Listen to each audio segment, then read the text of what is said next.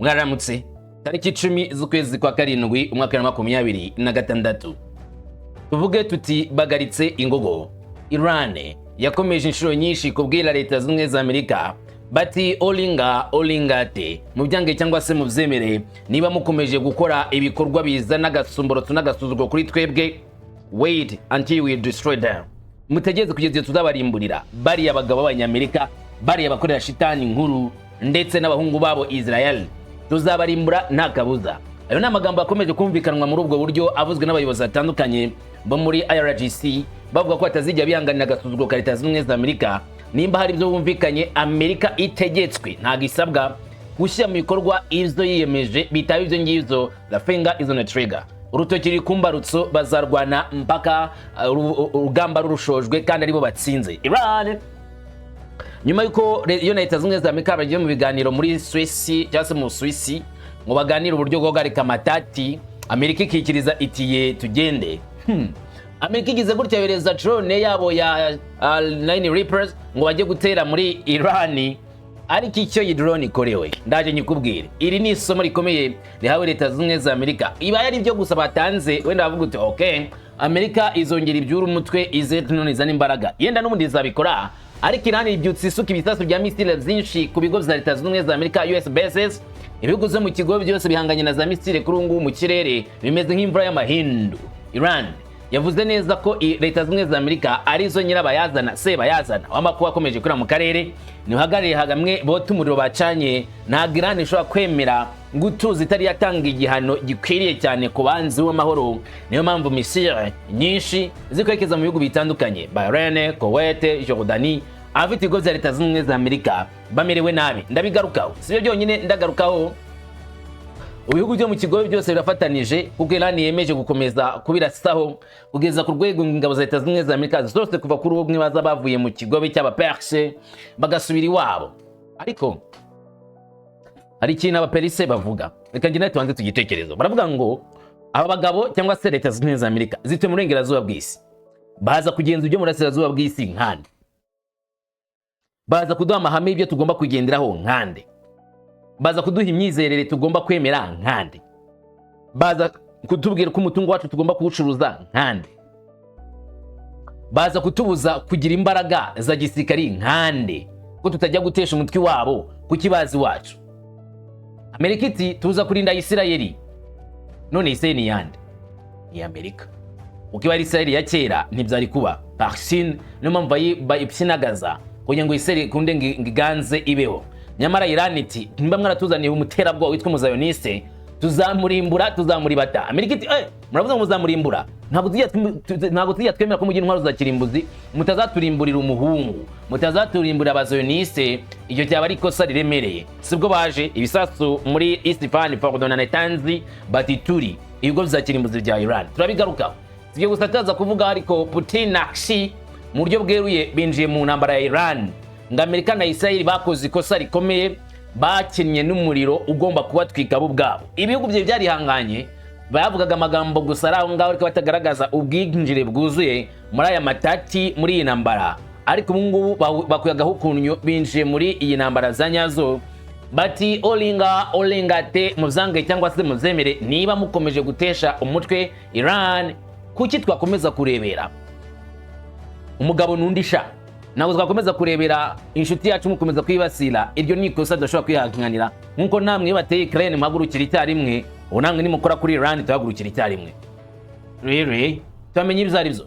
Nyamara ariko nanone mu buryo butunguranye cyane cyangwa se mu buryo butunguye benshi, Uburusiya buravuga ko bugiye gutangira kurasa ku bihugu byo muri Baltic. Niba bakoze ikosa mbere yuko Uburusiya bwataka Burayi bwose icyarimwe, burataka ibihugu byo muri Baltic buga ko Uburusiya bufitemwo agatego. Mbazanga kaye gatego, uzi agace bita Kaliningrad, nigeze ko kubwira mu bihe byashize asigiye, ariko n'ubundi ndongera nkagarukeho. Kaliningrad na gace abanyarwanda bavuga ko ari akabo, ariko Uburusiya bukavuga ati no way, na gace kacu kandi tugomba kugakoreramo bizange bikunde. None ibihugu byo muri Baltic muri ko rikosa rikomeye, Urusiya burabaribata. Amagambo y'aba bagabo ndaje nyakubwire ni bande bakiye byari bye byagenze gute, ariko niba byitegereje neza n'Abarusiya, sibyo? Ngo ikaze ngende umungu wa Kamanzi w'Uruwande Diane ku musozi rero hamwe iri kuvugwa byose ko byakabaye dore ku murongo imbere ku rugamba muri Asazuba hagati tujye mu majyaruguru y'isi. Diane ku musozi nk'ibisanzwe.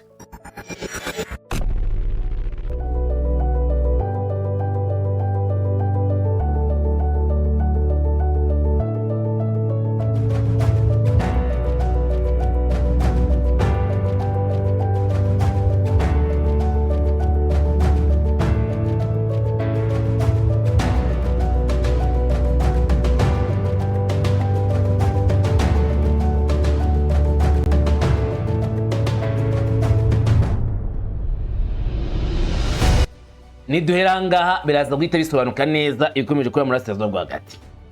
Uburusiya mu gihe nabwo rukora ku ruhande rwarwo Iran n'ikomeje kuvuga yuko Leta Zunze za Amerika iri gukina n'ibyitazi. Amerika nubwo yita King cyangwa se Big Boss bakita bakomeye cyane cyane ku mirongo y'imbere ku rugamba ngo batuze bamenye neza cyane ko gukina n'umuriro zabakoraho, bamenye neza ko batagomba gukina na Iran uko biboneye, bamenye neza ko bakwiriye guca bugufi. Byagenze gute? Amakuru aratangazwa ku mbuga nkoranyambaga ubushyamirane hagati ya Leta Zunze za Amerika na Iran busa naho bwinjiye mu kindi cyiciro gishya giteje akaga. Amashusho mashya y'imirwano yo ku rugamba ubarimo kwirakwira kuri internet n'amashusho avuga ko hari indege ya Amerika aho itsinda ry'ingabo za Iran zigana mu kirere zarashe indege ya MQ-9 Reaper yo mu ngabo z'abanyamerika. Iyi video yagaragaye mu gihe umwuka mubi ukomeje nanone kiyongera nyuma y'iminsi myinshi yo guhurira hamwe ngo barebe ko bakekinira amakimbirane hagati ya Washington na Tehran. Amashusho atagenzuwe neza arimo gusangizwa n'abantu bafite uburyo bumva ibintu by'intambara muri Asazuba bwo hagati uburyo yashyikiye Iran, bagaragarizwe ko indege ya MQ-9 Reaper imwe muri za drone zenze cyane ku isi nimba atari ya mbere ihenze yamanuwe na Iran ubwo yerekezaga ku cyambu kigana kuri Iran. Ibi byabaye nyuma y'uko ibihugu zombi zatangiye kurasana mu minsi mike gusa ishize mu gihe habaye ikibazo gikomeye cyane kuva Leta Zunze za Amerika na Iran zemeranije amasezerano y'ubufatanye mu kwezi gushize, ariko bisa naho amasezerano yapfuye niko Trump yavuze ati byararangiye.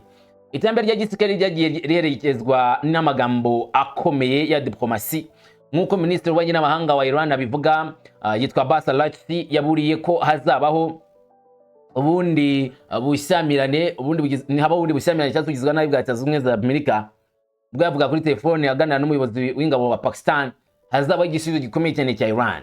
Arashi yamaganye ibitero za Amerika biherutse kugabwa kuri Iran, avuga ko ari ukutubahiriza amasezerano n'ubwumvikane bagiranye n'impande zombi. Minisitiri w'Ububanyi n'Amahanga Iran yanavuze kandi ko Arashi ubwo yagiranye ibiganiro bitandukanye na bagenzi be bo muri Oman na Turukiya, aho ibiganiro byari byibanze gusa ku iterambere rigezwaho mu karere, cyane cyane imiterere ya nyayo y'uruzitiro cyangwa se umuhora ufunga amazi yo muri Hormuz cyangwa se inzira yo muri Hormuz kugira ngo arebwe niba uyu muyoboro wafungurirwa abantu. Umuyoboro wa Hormuz utwarwa mo petroli nyinshi ikoreshwa ku isi (1/5). Kuri uyu munsi cyateye inkeke ikomeye kubera ko ibirego bya gisirikare rero ni muri ya diplomasi inama zo mu karere byabereye icyarimwe. Amakimbirane hagati ya Washington na Tehran wese akomeza kuzamuka cyane. Nubwo amashusho yatangajwe iyo drone atari yemezwa na Leta Zunze za Amerika, ariko ukuri kw'iyi video birakunze ari ibyanyabyo bwaba ari ubutumwa bukomeye cyane bahaye Leta Zunze za Amerika. Bavuga ko ibintu bikomeje kwihuta, aho impande zombi zikomeje guhanahana amakuru mu gihe amahanga nanone akomeje kwita cyane ku kano karere ko Asazuba hagati no kwibaza ngo ibiri kuba ni ibiki, mbese urugamba ruraza kugenda gute. Mu gihe bizanye ibyo ngibyo byabaga muri Irani yavuze ko irimo gutera ibisasu byinshi ku bafatanyabikorwa ba Amerika mu kigo cy'inyanza cya Perse, kandi ikomeje kwibasira ibice bitandukanye birimo ibihugu bitandukanye korana na Leta Zunze za Amerika, cyane cyane hari ibintu bya Leta Zunze za Amerika nko kubabaza Leta Zunze za Amerika no kwibwira ngo attention mwitonde cyane. Duhere kuri ibi ngibi byagenze gute. Bisa naho ari igikorwa cyatunguranye cyane kandi cyatunguye buri wese. Umuhora wa Hormuz wongeye kuba intandaro y'imirwano iteje akaga. Imirwano iteje akaga. Irani yatanze umwe mu buri komeye cyane kugeza ubu, ivuga ko itazemera na rimwe ko iyi nzira ya petrol ya Hormuz igenzurwa n'undi muntu wari we wese na Leta Zunze za Amerika ushaka ko bitazakunda. Nkuko ukomoka mu nzego z'umutekano wavuzwe mu itangazamakuru rya Irani yabivuze, Tehran yakiriye inyigisho nshya ya gisirikari nyuma y'ibyabereye mu masaha 48 ashize muri Iran. Ubutumwa burimo inshamake. Irani ngo niramuka yongeye kugabwaho ibitero, iravuga ko inzira ya Hormuz irahita ifungwa burundu ku buryo abagenzi bose mu mazi batazabasha kuhanyura uko bizagenda kose, kandi uzagerageza kwenyaza itarasiko byihuse. Irindi sasu rimwe kuri Irani blocked, naho bahita bafunga Hormuz yuzuye. Amakuru avuga ko ingamba nshya za Iran zisaba ko hagomba kubaho ibitero ku mwanzi nanone, kandi byibuze kubabaza cyane umwanzi kuri Tehran, mu gihe nanone umwanzi yaba bateye bazahita bagaba ibitero byibuze ku birindiro bibiri bya gisirikare. Tehran kandi ishimangira ko Iran yonyine ari izagena igihe n'uburyo bwo gufungura burundu muhora Hormuz niba izaba yufunze. Yanageza ko itazemera ubundi buryo bwose bwakemezwa ko ubwato bugomba gutambuka muri karere. Buri mu biganza bya Iran. Uyu muburo uje mu gihe umwuka mubi nanone urimo kwiyongera muri Leta Zunze za Amerika, aho Iran ishinja Washington kutohereza amasezerano yo guhagarika intambara, kugaba ibitero bisa birindo byo ku nkombe z'inyanja n'andi hantu hatari hakeya mu majyepfo ya Iran. Tehran tavuga ko ibitero byibasiriye ahantu mu ntara ya Hormuz ndetse na Marshall. Ikindi kandi bikaba bikomeza gukorwa. Ingabo zindi minutwaro za ARASHE zivuga ko zimaze kwihimura nazo, kandi zizatangaza ibitero bya misile na drone ku buryo zivuga ko ari intego 185 za Leta Zunze za Amerika muri Bahrain, Kuwait. ARASHE bikavuga kandi ko kuri ubu ngubu imaze kurasa ibikorwa bemezo byinshi by'abanyamerika, harimo na ya drone twabonye ya MQ-9 Reaper mu gikorwa bagaragaje. Ikigo cya gisirikari cya Kane Alambia cyatangaje ko igihugu cyaricyo cyose cyangwa ingabo zifasha igisirikare cya Amerika kurwanya Iran kizafatwa nk'ikintu cyemeye n'amategeko cyo kugabwaho igitero. Yanaburiye ko amato y'ubucuruzi n'amata atwara petrol ashobora kunyura mu za Hormuz mu mutekano gusa binyuze mu nzira zagenwe na Tehran. Nyuma Tehran bahaye green pass baratambuka nta kibazo mu gihe bateye bafunga burundu. Uretse amagambo yagenda garushaho kwiyongera, perezida w'inteko ishinga amategeko Mohammed Bakir Kalibaf yashinje Leta Zunze za Amerika yo kurenga kenshi ku masezerano na Iran binyuze mu bikorwa bya gisirikare, kongera gufatira ibihano Iran no kwivanga mu nzira y'inyanja. Ubutumwa bwe bwari ubutumwa busobanutse na guca ku ruhande ng'igihe icyo yise ihoterwa ry'abanyamerika kirangiye, kandi Iran nkuko bivuze bikaba bivuyeho nebwa ntago izahinduka ku ijambo, izafungura Hormuz ibintu bigende neza. Gusa iterabwoba rya gisirikare ikomeza kwiyongera, kandi impande zombi zigakomeza kurebana y'ingwe. Hormuz uzafungwa burundu, niko Kalibaf nawe yaje kwemeza, avuga ati ntimureba hano bagabo ibyo barimo nago babizi, basha guhemukira isi. Ikigo cya Perse ntagara gukinira, nubwo garagaza ko Leta Zunze za Amerika barimo gukina n'ibyitazi, kuko itero bishya bya Leta Zunze za Amerika impamvu byabaje ni ibitero byagabwe kuri Iran ngo byo kwihorera cyane kwitengo nuko Iran yarashe ku mata 3 muri Hormuz, kandi Amerika ikavuga yuko agomba kwishyura cyane kino gihugu cya Iran bitewe n'agasuzuguro ndetse ngo no kwivanga mu ntambara kandi zitari ngombwa. Iran itariko nitwebwe tugena n'ibigomba kubera muri Hormuz, si mwebwe. Umuvugizi mukuru wa Iran uri mu biganiro na perezida w'inteko ishinga amategeko wa Amerika Mohammed Bakir Kalibaf yatanze imwe mu miburi ikomeye ya Tehran kugeza ubu ubwo yasubizaga ku bitero heruka by'abanyamerika muri Iran. Kalibaf yashinje Washington kugerageza gushyira igitutu kuri Tehran ikoresheje imbaraga. Avuga ko Leta Zunze za Amerika zitagishobora guhohotera Iran cyangwa se kurenga ku masezerano ngo ntibizane ingaruka. Mu butumwa bwanditse kuri X, Kalibaf yaburiye Washington mu buryo butaziguye agira ati nutera tuzagutera. Yaburiye Leta Zunze za Amerika ku birebana n'ingamba za gisirikari, amenyesha ko gukomeza ibikorwa bishobora gukurura impande zombi mu guhangana gukomeye. Ubutumwa bwe kandi bwagaragaje ko Tehran yakomeje kwigomeka ukwanga gasuzuguro gakwimika Leta Zunze za Amerika. Amagambo mu Bwongereza yanditse nimburuzi reka nyagusomera irata, sibyo?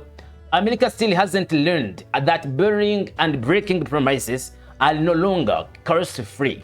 Let me put it plainly. If you strike, you will get hit. Don't play around pointlessly, or you will sink even deeper. The Strait of Hormuz will only open with Iranian arrangements, not American threats.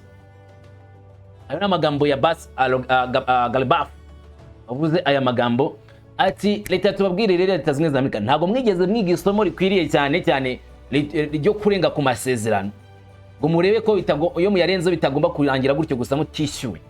Reka mbisobanure neza. niba mutugavye igitero tuzabarimbura,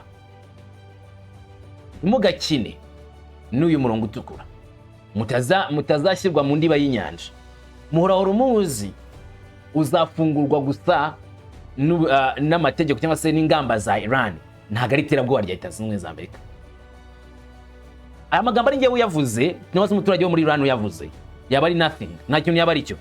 Ariko uyu yavuze ni umwe mu bafata ibyemezo bikomeye cyane muri Iran, ni nawe ushinzwe ibiganiro hagati ya Iran na Leta Zunze Ubumwe za Amerika, Galibaf. Bivuze neza yuko isaha ku isaha n'ubundi umunyota, ndavuga intambara, ishobora kongera kututumba ku rwego ruremereye mu gihe bari kubwirana amagambo akarishye nk'aya ngaya. Galibaf yanashimangiye aho Iran ihagaze cyane cyane, kandi Iran igaragaza neza cyane ko icyitwa igitero cya Leta Zunze Ubumwe za Amerika cyangwa se igikangi cya Leta Zunze Ubumwe za Amerika biba bimeze nko kwigigita ugaseka cyangwa se kujya mu kibuga ugakina wenyine. Aha Leta Zunze Ubumwe za Amerika zibwirwa neza yuko Iran yiteguye kuganira nabo, ifuza ibiganiro, ariko kandi nanone habayeho kubariza ibyo bemeranije. None ibihugu byo muri kariya ko bimerewe nabi, hari ikintu gishya cyagaragaye mu bijyanye n'ibibazo bikomeje kwiyongera hirya no hino muri Iran ndetse na Perse. Nyuma y'amasaha menshi y'ibitero by'umuraba w'ibisasu mu majyepfo ya Iran ndetse n'uburyo bukomeye cyane bwo guhangana na Washington mu magambo, ikigobe cya Perse ngo amakuru arimo guhindagurika bitewe n'iki n'ibisasu byo mu kirere. Nkuko bivugwa na channel ya 11, ibihugu zo mu kigobe cya Gulf biravuga ko ari Kuwait na Bahrain zatangije nabyo igitero cy'imirwano ku ruhande rwa Iran, bajya kurasa kuri Iran. Irapolije mu gihe abatangabuhamya babonye ko Kuwait yohereje ibisasu bya misile, ariko bivugwa ntibyigeze byemezwa ku giti cya Kuwait ubwayo, ndetse na Iran ntigeze bivuga Bahrain ubwayo, ariko ngari ibisasu byabonetse bituka muri Kuwait byerekeza muri Iran. Mbere yaho abayobozi b'Amerika babwiye Axios na Araria ko ingabo za Amerika atarizo zagize uruhare mu bitero zatangajwe mu majyepfo ya Iran. Amakuru nk'ayo yatangajwe na none ikinyamakuru I24 News cyo muri Israel, cyanavuze ko Leta Zunze Ubumwe za Amerika zitari inyuma y'ibitero biheruka. Buriya ngo nabyo ibitero ntabwo Amerika yabikoze we, cyari ibintu bihugu ngaho. Ibi byaturikirijwe mu majyepfo ya Iran ngo byarakozwe n'ibihugu Kuwait na Bahrain, kandi ibyo ngibyo byagiye gutuma haza icyago gikomeye none gitutse kuri Iran, baje guhana bene wabo b'Abasuni. Abategetsi ba Iran bemeye ibyabaye, ariko ntibagaragaza ku mugaragaro uwo bari gutunga agatoki mu bihugu z'Abarabu. Bavuga ko bari gukurikirana Leta Zunze Ubumwe za Amerika. Ibitero by'ibisasu nk'ibi ngibi bishobora kuzana icyo twakita ibyago bikomeye. Nubwo Leta Zunze Ubumwe za Amerika zivugaho iki cyangwa se kiriya mu kwibasira Iran nayo ivuga yuko igisubizo cyayo kikiri igisubizo kigomba kwitabwaho ibya nyabyo nko guhana. Iran irimo gutera ibisasu ku bafatanyabikorwa b'Amerika mu kigobe cy'inyanja. Umunsi wa kabiri wikurikiranya, Yordania niheruka gutangaza ko yagabwe ibitero bitutse muri Iran. Ivuga ko yafashe ibisasu bya misile bigera ku 8 bya Iran byaje mu kirere cyabo. Amakuru avuga ko Tehran yarashe ibisasu bya ballistic mu gihe cyo kongera gukaza umurego, ariko nta wapfuye cyangwa se ibyangiritse byatangajwe. Bibaye mu gihe abayeho ihungabana rishya muri Asia bwo hagati, ubwihugu byinshi byo mu nyanja Gulf bishyira imbaraga mu gutanga imiburo ikomeye ndetse no guhangana n'ibisasu bya Iran biri kuza giturumbuko. Ijwi ry'impuruza ryavugijwe hirya no hino muri Bahrain, mu gihe amatangazo y'ubutabazi yutiraga cyane cyane yatanzwe nanone muri Kuwait. Abategetsi ba Bahrain basabye abaturage guhita bashaka aho bahungira nyuma y'uko inzibutso cyangwa se integuza zivuzwe bivuga ko ari indege za drone na misile zari kwerekeza muri kino gihugu. Abayobozi ntibaratangaza amakuru arambuye uburyo nyabwo bw'ikibazo. Mu gihugu cya Kuwait baturanye na Bahrain, Minisiteri y'Ingabo yatanze ubutumwa bwihutirwa kenshi ubwo abategetsi bakurikiranaga icyo bita umubare munini w'indege zijya pilote na misile zituruka muri Iran. Abayobozi bemeje ko umuntu umwe yakomeretse muri kino gikorwa cya za drone na misile, yavuga muri Kuwait. Leta Zunze Ubumwe za Amerika zatangije igitero gishya, hanyuma n'abandi baza gusubiza. Umunyamakuru John Gamblel wongeye kubishimangira avuga yuko muri kara karere kuvuga ko ari umutekano biragoye. Intambara ku munsi ku wundi, amatati isaha ku yindi. Muri make nihangana rikomeje kugera ku rindi, ihangana riza rikurikira irindi. Nta gahenge, nta mutuzo, n'imirwano.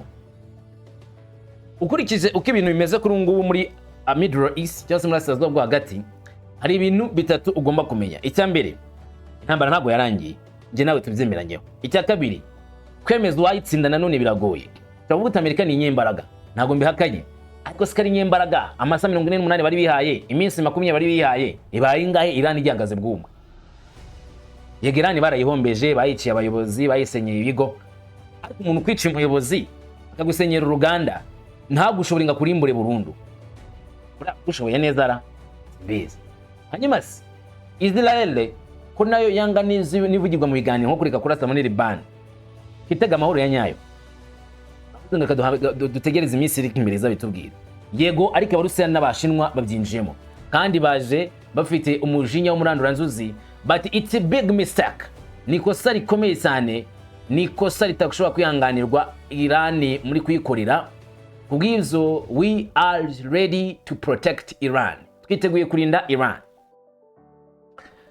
Turabizi neza ko bahuriye mu muryango wa BRICS. Ubwo isatekereza ko imirwano irimo guhagarara amakimbirane hagati ya Leta Zunze Amerika na Iran yongeye kwaduka rero. Kandi kuri iyi nshuro urugamba rwaza Misiri gusa, ahubwo no guhagarika inzira z'ibicuruzwa by'ubucuruzi bw'nyene ha Hormuz. Kimwe mu bintu bikomeye cyane rero ni inzira ya gari ya moshi nayo ishobora kwibasirwa, inzira ihuza Irani, Ubushinwa n'Uburusiya.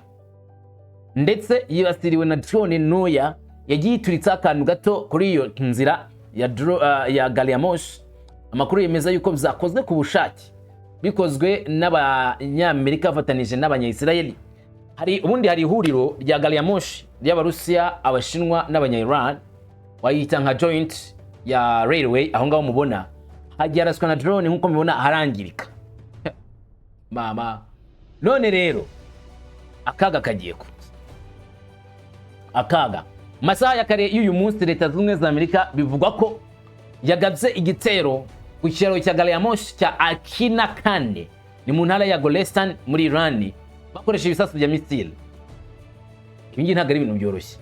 Ni igice cy'inzira ya gari ya moshi ihuza Ubushinwa, nyine gari ya moshi ihuza Ubushinwa, Turkmenistan ndetse nyine honga muri Iran n'Uburusiya. Inzira y'ingenzi y'ubucuruzi n'ibijyanye n'ibikoresho yarushijeho kuba ingenzi cyane cyane hagati y'ibihugu zombi, kuri Beijing na Moscow. Ayo ibikoresho byavaga Beijing ijya Moscow, ndetse n'utugunguru twa petroli twinshi twanyuraga hariya kuruta kucyura mu nyanja, murabyibuka. Iyi nzira iherereye mu nkengero z'iburengerazuba bwa Akina, ni mu ntara ya Golestan, umuhanda wa gari ya moshi ya Istanbul Turkmenistan. Iyi nzira ishyigikira urujya n'uruza rw'imizigo nk'igice cy'umushinga w'Ubushinwa wo gushyira imizigo mu buryo bwa Belt and Road, hamwe n'ibikorwa byagutse byo guhuza n'ibihugu z'i Burayi. Zabaye nk'ubundi buryo bw'ingenzi kuri Iran bwo kwimura ibicuruzwa byabwo, harimo no kwanyuza petroli cyangwa se inzira zo kwirinda ibihano zo mu mazi, nyine mu gihe amato ya Iran yafatirwa ibihano Leta Zunze za Amerika.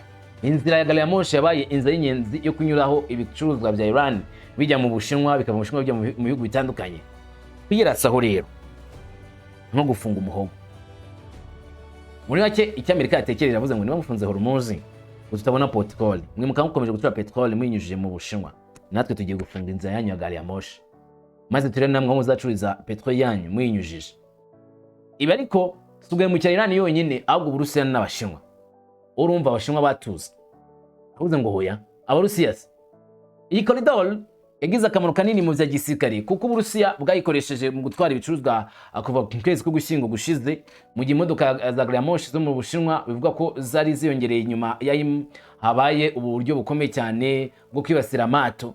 Mu yandi magambo kandi gari ya moshi yabaye inzira y'ubukungu ku rwego rukomeye cyane ku Bushinwa, Uburusiya na Iran. Ikiraro cya Akina kandi ni ingenzi mu miyoboro ya gari ya moshi ihuza ibihugu binyuze muri Aziya yo hagati.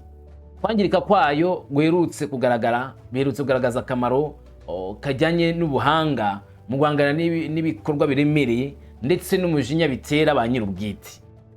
Bisa nkaho bigamije none kwangiza ibikorwa remezo gusa, ariko nanone hiyongereyeho nanone kugabanya ngo ubushobozi bw'ubufatanye mu bya gisirikari bwo kubona ibikoresho ndetse n'umusada ku rugamba. Mbere yaho mu ntambara aho gari ya moshi zihurira hararashwe, ariko Irani yashoboye gusana byinshi kuri ibyo byari byarashwe mbere. ibikoresho byongera gusubira mu buryo mu gihe gitoya, bituma urujya n'uruza rw'abantu rukomeza ndetse n'ibintu muri make basa nkaho nta kibazo.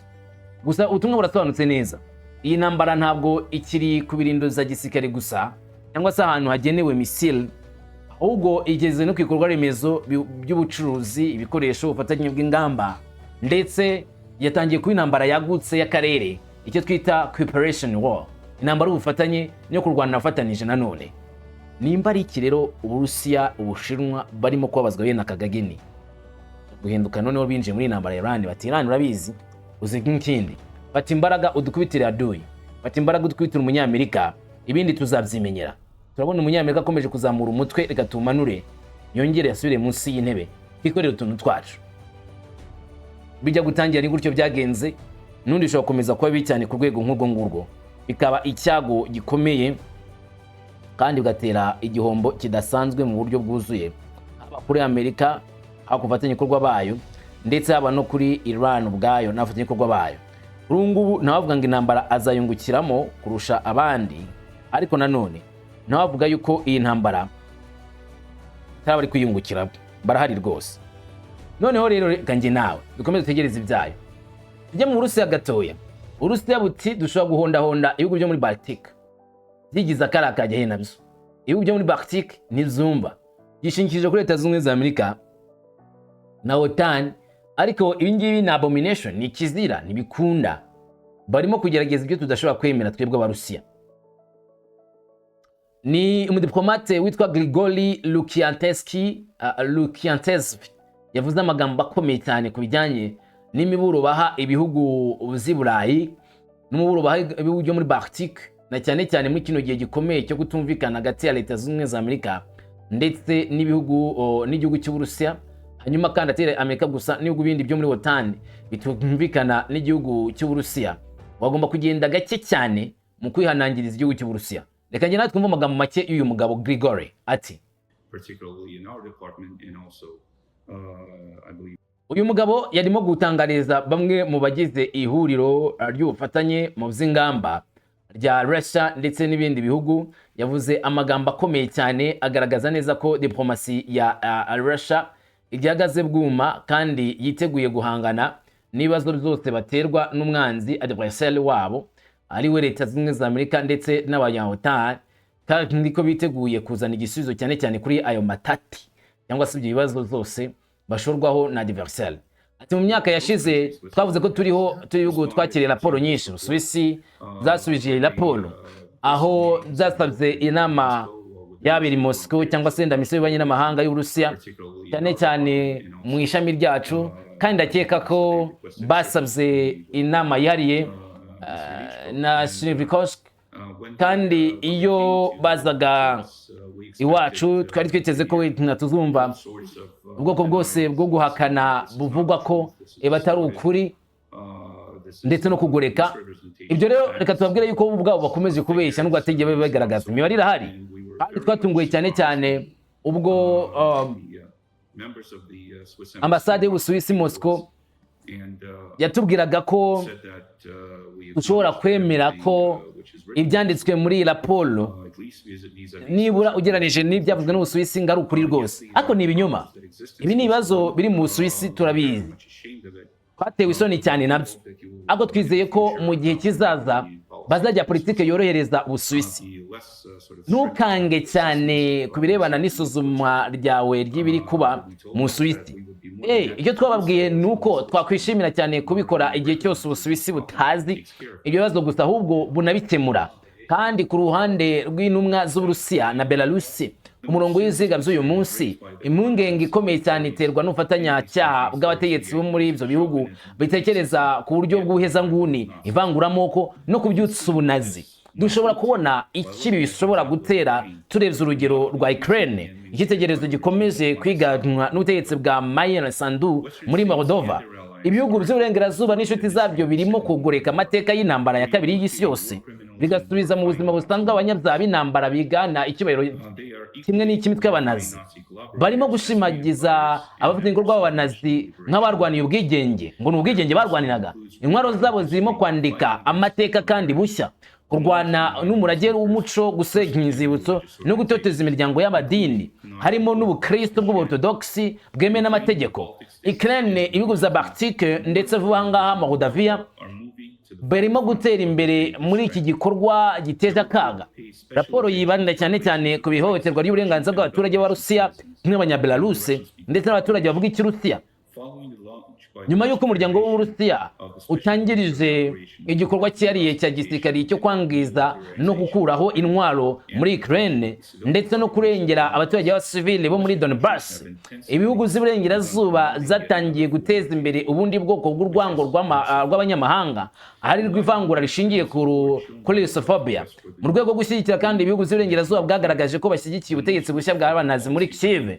Politike nyinshi ishingiye ku ivangura ry'abaruso zirimo gukwirakwizwa cyane muri Latvia, Lithuania na Estonia na Ukraine byazamuye imbaraga zo kurandura ururimi rw'Ikirusiya mu bigo by'amashuri zose ku rwego rudashobora kugerwaho mu gusuzuma k'urwo rurimi, kandi ibyo bigabanya uburenganzira bw'abaturage ubwabo, harimo n'abaturage kubona uburezi bukwiriye ku rurimi rw'avukire rwabo.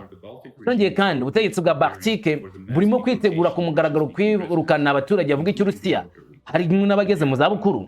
Uko bigaragara abategetsi ba Latvia, Lithuania na Estonia bizeye ko bazakemura burundu ikibazo cy'Uburusiya n'ikibazo kitigeze kibaho, cyane cyane mu kinyejana cya 21, ikibazo cy'uburangare bw'abaturage ndetse no kubima ubutaka bwabo. Ibi ntabwo byumvikana. Hano uburenganzira bwa muntu muri njyango ivuga Ikirusiya batinyuka kugaragaza igitekerezo gishya baharanira umubano mwiza n'Uburusiya, kubungabunga umubano w'umuco, ururimi n'amateka n'igihugu cyacu, ndetse no kurengera ururimi rw'Ikirusiya n'umuco w'Ikirusiya. Bahura n'igitutu gikandamizwa muri izi leta zishyira gahunda z'abanazi imbere. Muri izi leta za Baltique ziyobowe n'ubutegetsi bwa Russo burangwamo urwango rugaragara, hatangijwe igikorwa cyo kubahiga kugira ngo babashe no kubakuraho. Iyi system iri yarapfuye. Urakoze. Uyu ni umuyobozi Grigori, umudiplomate w'Abarusiya, avuga ibibazo burya biri muri Burasirazuba bw'isi, byane cyane mu majyaruguru mu Burayi. Ibyo mwari mubizi. Burya ngo intambara Uburusiya burwana ni intambara yo kurwana abanazi banga Abaruso, abavuga Ikirusiya, abasenga mu idini y'Abarthodox, kandi ibyo gashyigikirwa ngo na Leta Zunze Ubumwe za Amerika. Ibi rero igihugu cya Russia kivuga yuko ari ibintu byo kwamaganira kure ndetse no kutemera kuko biteje akaga, biteje ikibazo, ni ibintu by'ubugome, ni ibintu bipfuye bishyigikiwe, ndetse ni ibintu bishyigikiwe cyane cyane kubwo goreka amateka y'ibyabaye mu bihe byashize ku ntambara ya mbere y'isi yose. Urabyibuka yuko iby'iyi ntambara ya mbere y'isi byigeze kuvugwa nanone bavuga ngo Leta Zunze za Amerika nizo zatsinze intambara ya mbere y'isi, Abarusiya bakabahakanya.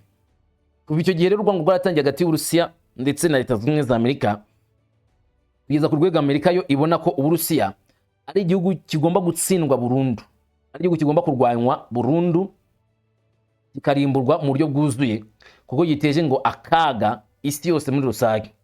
Uburusiya ariko bukavuga yuko Leta Zunze za Amerika n'Abanyaburayi icyo bagamije bakimenye ari ugukwirakwiza amakuba, gukwirakwiza ibyago mu isi yose muri rusange. Mwibariza akabazo, none iby'iyi ntambara bimeze bitya, ibyo guhangana bimeze bitya, bizarangizwa n'iki? Ninde uzarangiza intambara y'itsinzi? Ngewe iminsi imbere n'izabimbwira, naho wowe jya ukomeza kubana natwe ugubwe neza. Amahoro, shalom shalom.